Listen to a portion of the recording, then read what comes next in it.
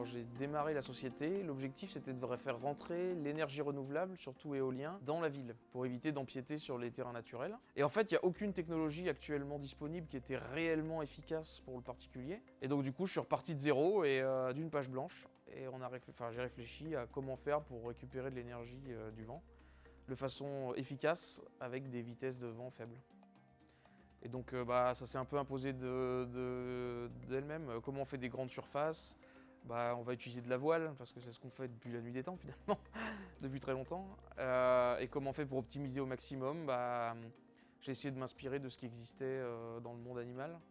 Donc la forme de la voile par exemple, elle est inspirée de la queue du thon. Et au final, on a une éolienne qui est particulièrement efficace, simple à produire.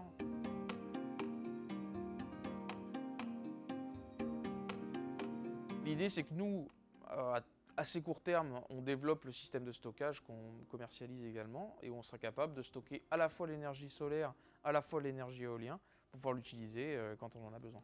Et l'objectif, c'est d'avoir l'équivalent d'un cumulus d'eau chaude, mais en réserve d'air comprimé. Et ça, ce sera suffisant pour une maison. Pour expliquer le fonctionnement rapidement, en fait, le brevet, il consiste en deux choses. La forme de la voile, la découpe ici, comme je disais, qui ressemble à une queue de thon. Et surtout la mobilité ici. En fait, la voile, elle est mobile sur 90 degrés. Et en fait, ça lui permet de prendre le vent. Pour ceux qui sont familiarisés avec le bateau, en fait, c'est comme si on avait trois bateaux qui se tournaient autour et qui étaient réglés au près.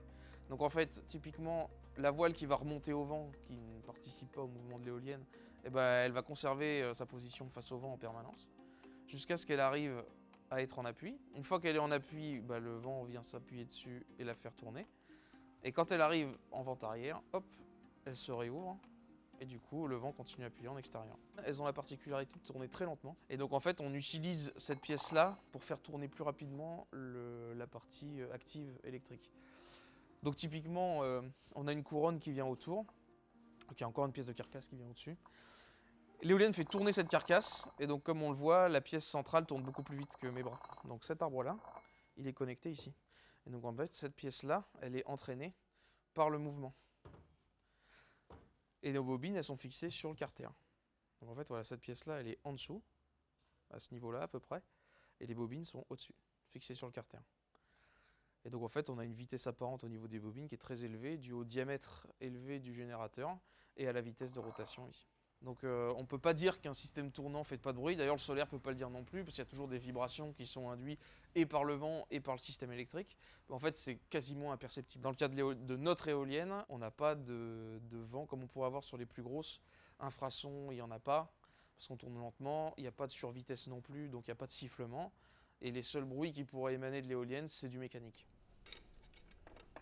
Alors nous, notre objectif à terme, c'est de faire en sorte que le maximum de monde puisse avoir accès à l'énergie n'importe où il se trouve et d'être en mesure de l'utiliser en permanence. Actuellement, sur la côte basque, on est à 70% des besoins d'une maison hors chauffage. Et donc l'objectif, c'est d'avoir, sur une maison standard encore, une éolienne, 4 panneaux photovoltaïques, et c'est suffisant pour une consommation raisonnable. Sur une très grosse maison avec beaucoup de consommation, on est capable de monter 2 voire plus d'éoliennes. Voilà, elles sont toutes intercompatibles et à terme elles seront toutes compatibles avec le système de stockage.